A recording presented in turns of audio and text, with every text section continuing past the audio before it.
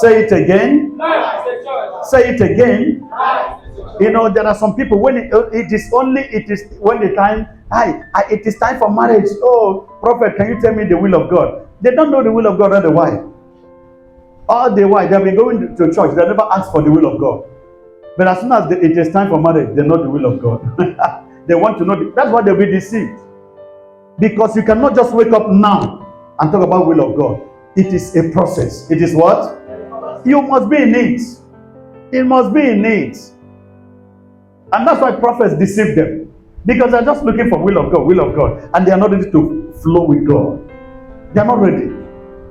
Life is a choice. And in the book of Joshua chapter 24 and verse 14, he says, so fear the Lord and serve him wholeheartedly. Put away forever the idols your ancestors worship when they lived beyond the Euphrates River and in Egypt. Serve the Lord alone. Verse 15. That if you refuse to serve the Lord, then choose. Come on, say to your neighbor, choose.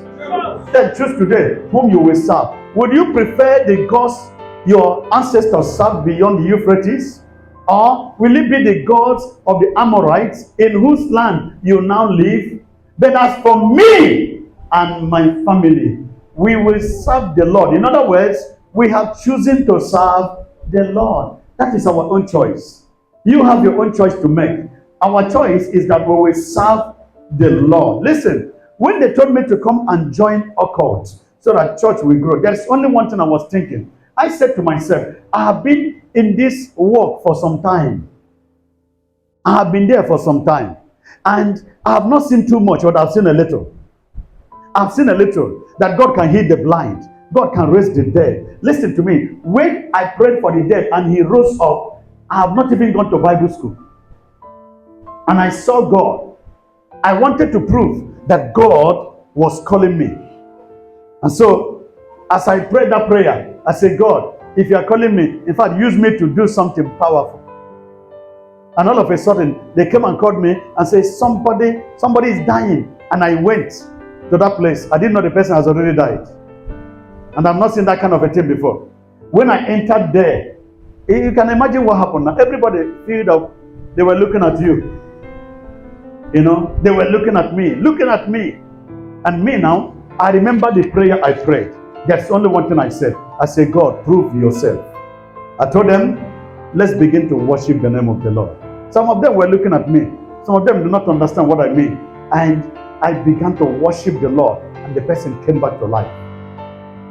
When I was in Bible school, I had an encounter. I went on evangelism. We were 2 in number. God told me, go on evangelism. As we went on evangelism, I saw somebody who has been on the ground for 7 years. He cannot walk, he cannot see, he cannot talk. I've not seen that one before.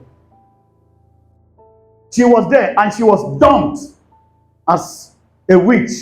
Her children dumped her as a witch and they ran away from her because of experiences, encounters they have seen. And so because of that, now when I came, as I was about to cross, God said, enter this place and preach. When we entered there, we saw only one woman on the ground doing like this. We didn't know she cannot talk. We didn't know she cannot walk. We didn't know she cannot hear. We didn't know she cannot, we didn't know. We didn't know. But all we know was what? As we entered there, God said, begin to worship. And as we began to worship, as we were worshiping, the woman stood up. So when the woman stood up, for me now, I don't know what happened now. We were still closing our eyes and the woman stood up. When we opened our eyes, we saw the woman. She was already standing up. Now, to us, no miracle has not happened because if she cannot walk, we don't know. Until when people from outside, they began to come in and they began to shout. And when they began to shout, it was something else. So when the people called me and they said, come and join us, I began to wonder. I have seen something God can do.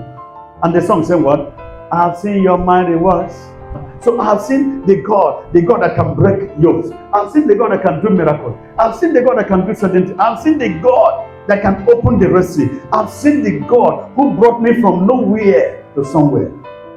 So now, because my coming to Cotonou is God and not man.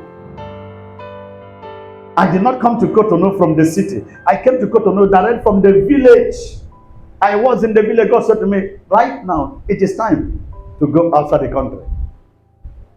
So when I have seen that kind of a thing, and people told me, come and join me, it was a temptation. But then, because looking at their cars, looking at their churches, looking at the crowd they had, looking at the money they were counting, it was a temptation.